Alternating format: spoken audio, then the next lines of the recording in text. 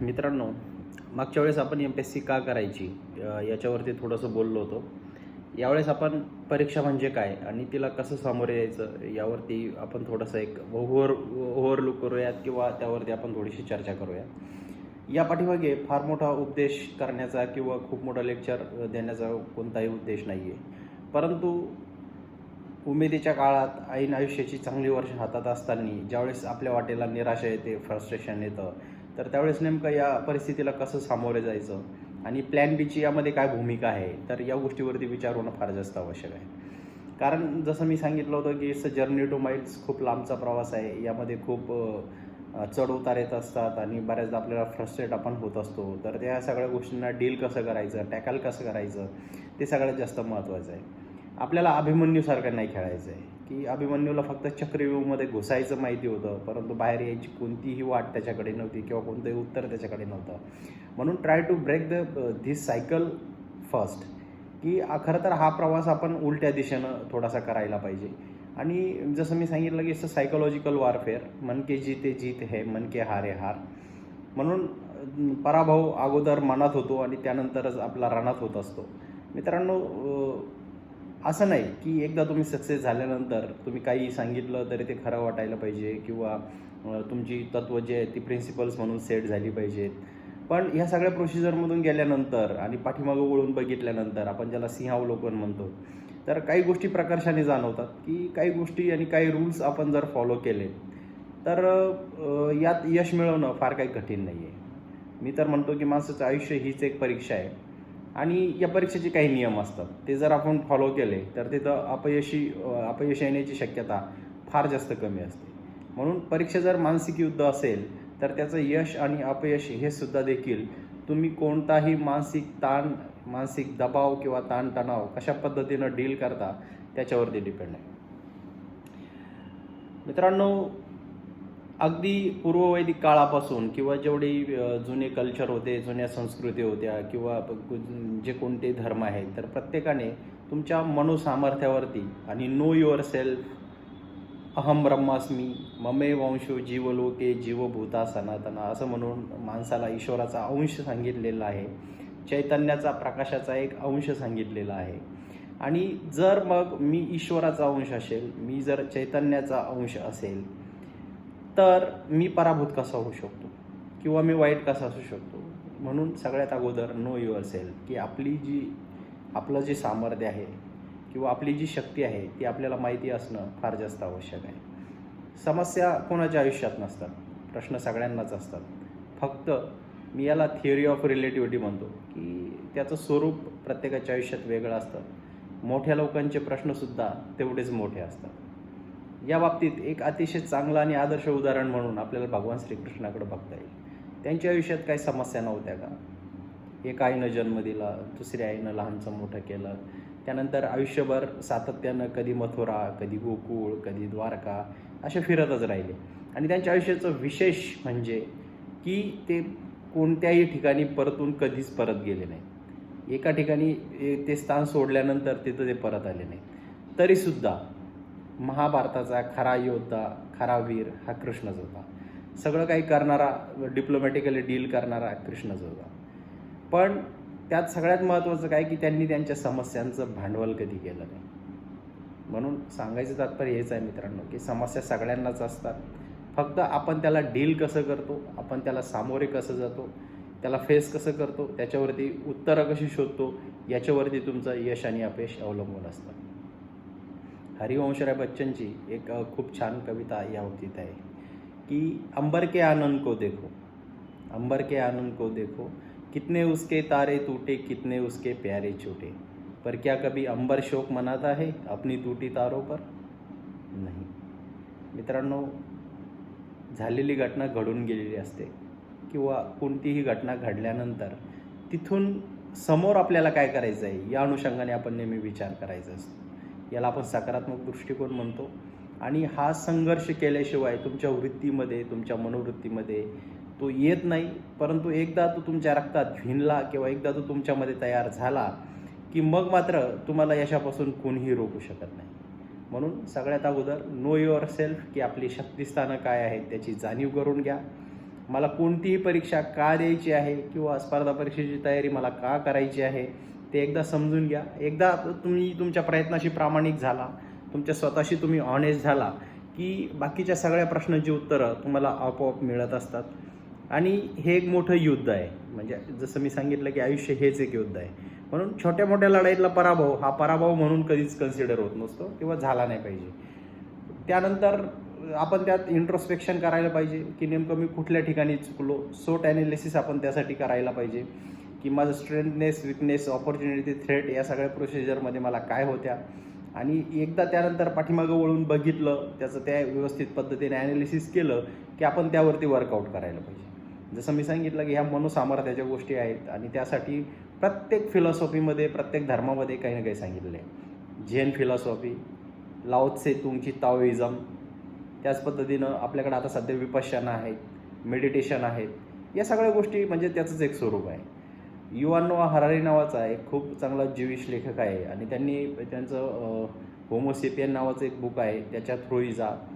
Homo डेअस नावाचं एक पुस्तक आहे, ते वाचा. 21st principle of 21st century हे एक पुस्तक आहे.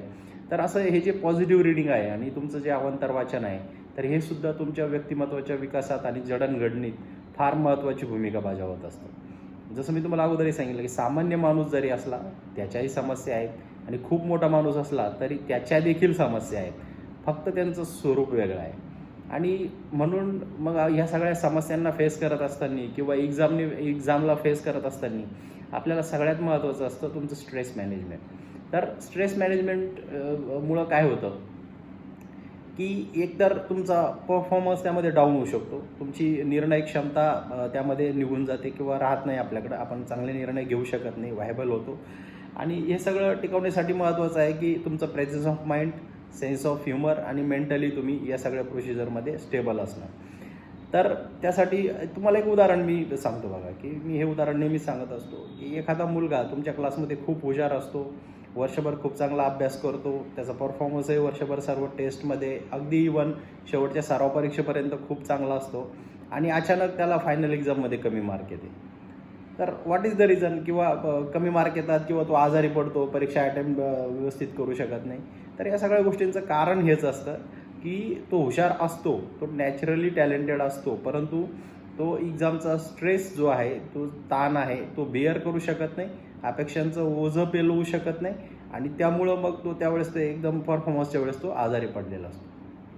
खूप कमी लोक असे असतात की ज्यांचा ताणतणावाच्या काळामध्ये परफॉर्मन्स चांगला होतो, इम्प्रूव्ह होतो किंवा ते त्याला डील आणि टॅकल करू शकतात.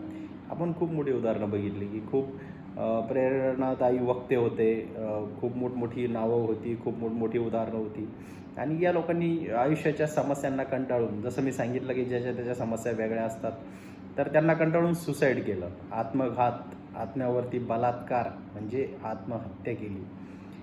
तर मित्रांनो, आपण असं नाही म्हणू शकत की कुणालाच समस्या नसतात, असं कधीच होत नाही. फक्त आपण त्या समस्यांना डील कसं करतो यावरती प्रत्येक गोष्टीचं, प्रत्येक क्षेत्राचं यश अवलंबून आहे.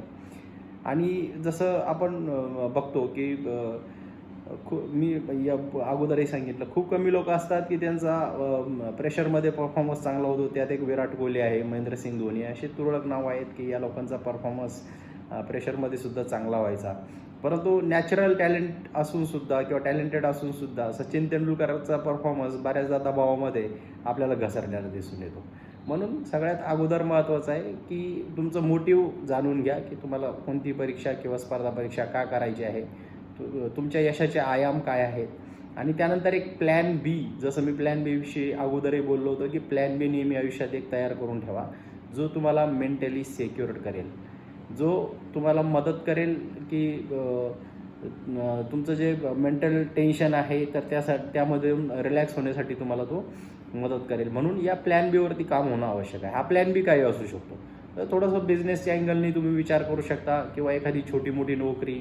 आणि मग परत एकदा या गोष्टींचे सुद्धा प्लस आणि मायनस पॉईंट किंवा पॉझिटिव्ह आणि निगेटिव्ह पॉईंट असतात की जर आपल्याला सेकंड जॉब करायचा तर मग तो करत असताना माझ्याकडून अभ्यास होईल का? ऑब्व्हियसली बिलकुल होतो. माणसाच्या आयुष्यामध्ये खूप ग्रे स्पेस असतो, आपण त्याला ग्रे स्पेसेस म्हणूयात. खूप असा वेळ असतो की जो आपण युटिलाइज करू शकतो, पण आपल्याला ते करणं म्हणजे खूपदा जमत नाही किंवा आपण त्यामध्ये फार प्रोफेशनल नसतो म्हणून आपण ते करत नाही. जसं उदाहरणार्थ मी तुम्हाला सांगतो की आपण जर जर्नी पिरियडमध्ये असेल किंवा एखाद्या ठिकाणी बसची वगैरे किंवा कशाची वेट करत आपण थांबलेलो असेल, तर या काळामध्ये तुम्ही सिलेबसचं रेकॉर्डिंग करून किंवा एखादी संकल्पना समजत नसेल तिचं मोबाईलमध्ये रेकॉर्डिंग करून ते हेडफोनद्वारे तुम्ही ऐकत थांबू शकता आणि ते आपल्या अनकॉन्शियस माइंडवरती या सगळ्या गोष्टी इम्पॅक्ट करत असतात, पडत असतात आणि कळत नकळत आपला त्यातून अभ्यास होऊ शकतो. किंवा आता सध्या टेक्नॉलॉजीचे मीन्स एवढे इफेक्टिव्ह झालेले आहेत की गुगलवरती किंवा मोबाईलवरती तुम्हाला कुठेही काही सर्च करता येतं. बरेचसे ऑनलाईन लेक्चर्स असतात, हे सुद्धा आपल्याला जर्नी पिरियडमध्ये आणि आपण इतर वेळेस जो पिरियड आपण अभ्यासासाठी वापरू शकत नाही, तर अशा काळामध्ये तिथं आपण ऑनलाईन रिडिंग करणं किंवा ऑनलाईन काहीतरी ऐकणं, ऑनलाईन लेक्चर्स ऐकणं, असं स्वतःला कॉन्स्टंटली आपण जर त्या गोष्टींमध्ये बिझी ठेवलो आणि प्रोफेशनली जर या सगळ्या गोष्टींकडे आपण बघितलं, तर success is not that much difficult. So take it as a challenge, त्याला एक टास्क म्हणून घ्या. आणि त्यासाठी सगळ्यात अगोदर महत्त्वाचं आहे, जसं मी तुम्हाला अगोदरही सांगितलं की तुमची मानसिकता फार जास्त महत्त्वाची. त्यासाठी त्यामध्ये इन्व्हॉल्व्ह होऊन करा, एकदम डुंबून जा आणि मला हे करायचंच आहे, कुठल्याही परिस्थितीमध्ये मला हे करायचंच आहे, ही जोपर्यंत तुमची मनोवृत्ती तयार होत नाही तोपर्यंत मात्र यश मिळणं अवघड आहे. कारण भौतिक गोष्टीपेक्षा तुमची मानसिक सक्षमता किती आहे तर त्यावरती या सगळ्या गोष्टी अवलंबून आहेत. म्हणून एकदा तुमचं ते आपण म्हणतो ना इंटरनल मोटिवेशन त्या पद्धतीचं तयार झालं पाहिजे. मराठीत एक फार छान कविता आहे बघा. वादळांची काय भीती, तीच माझे गीत गाती, वादळांना जन्म देती, श्वास माझे पेटणारे.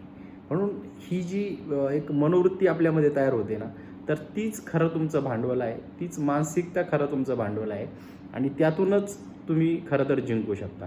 कुसुमाग्रजांच्या कोलंबसाचे गर्वगीतमध्ये त्याने सागराला चॅलेंज केलेलं आहे आणि त्यामध्ये तो कोलंबस सागराला सांगत असतो की हजार जिव्हा तुझ्या गरजू दे, प्रतिध्वनी नेत्या समुद्रा डळमळू दे तारे, विशाल वादळ हेलकावू दे, पर्वत पाण्याचे ढळू दे दिशा कोण सारे, अनंतमची ध्येयासक्ती अनंतांना आशा, किनारा तुला पामराला. मित्रांनो, स्पर्धा कितीही मोठी असली, हे क्षेत्र कितीही मोठे असले, त्याला भौतिक मर्यादा कितीही असल्या तरी माणसाच्या विचाराला, त्याच्या विचारशक्तीला आणि त्याच्या कल्पनाशक्तीला अजिबात मर्यादा नाहीत. म्हणून तो चांगला झाला तर खूप चांगला होऊ शकतो, चांगल्यातला चांगला होऊ शकतो. अगदी तसाच तो जर वाईट झाला तर 2 लाख लोकांचा बळी घेणारा हिटलर देखील होऊ शकतो. म्हणून या सगळ्या गोष्टी ज्या आहेत तर ह्या मन के जीते जीत है, मन के हारे हार. म्हणून तुमच्या मानसिकतेवर, तुमच्या विचार करण्याच्या क्षमतेवर आणि तुमचं ताणतणाव व्यवस्थापन यावरती कोणत्याही गोष्टीचं यश तुमचं अवलंबून आहे. मग ते अगदी आयुष्यातल्या कोणत्याही घटनांचं असो किंवा मग तुमच्या कोणत्याही परीक्षेतला असो, कोणत्याही क्षेत्रातला असो, सगळ्याच बाबतीत हे सगळं लागू होतं. म्हणून परत एकदा हरिवंशराय बच्चनांचीच छोटीशी 4 ओळी सांगतो. ये महान दृश्य है, चल रहा मनुष्य है. खूप सुंदर स्वप्न आहे माणसाला पडलेलं. ये महान दृश्य है, चल रहा मनुष्य है, रक्त अश्रू श्वेत से लथपथ लथपथ लथपथ. पण त्या स्वप्नाकडे जाणारा जो रस्ता आहे तर तो अग्निपथ अग्निपथ आणि अग्निपथ. म्हणून एकदा आपण हे जे सतीचं वाण आपण हातात घेतलेलं आहे, तर अगोदर मनाची तयारी करा की यासाठी आपल्याला खूप संघर्ष करायचा आहे, खूप मेहनत करायची आहे, 24 तास आपल्याला त्याचाच विचार करायचा आहे आणि मेंटली सिक्युअर राहून, प्रोफेशनल राहून आपल्याला हे सगळं डील करायचं आहे आणि करायचंच आहे. हे एकदा ठरवलं की तिथं माघार नाही. मला एक सांगा, शासन दरवर्षी 200 जागा भरत असेल, 250 भरत असेल, ठीक आहे, त्यासाठी 10 लाख लोक ॲप्लाय करत असतील, पण कुणीतरी 250 शासन घेतच आहे ना. आणि त्या अँगलनी त्या 250मध्ये मला यायचं आहे. हे आपण एकदा ठरवलं की आयुष्याच्या कोणत्याही घटनेसाठी, कोणत्याही गोष्टीसाठी हा एकदा आपण नियम ठरवला की मला ते करायचंच आहे, इन्व्हॉल्व्ह होऊन करायचं आहे, अगदी डुंबून करायचं आहे, तर यश तुमचंच आहे. म्हणून बाकीच्या रूमर्स किंवा बाकीचे जे आजूबाजूला अफवा आहेत किंवा बाकीचे जे लोक बोलतात, विचार करतात, गॉसिप करतात, त्याच्याकडे लक्ष देऊ नका. कॉन्सन्ट्रेट करा आणि तन मन धनानं तल्लीन होऊन प्रयत्न करा. यश तुमचंच आहे. थँक्यू.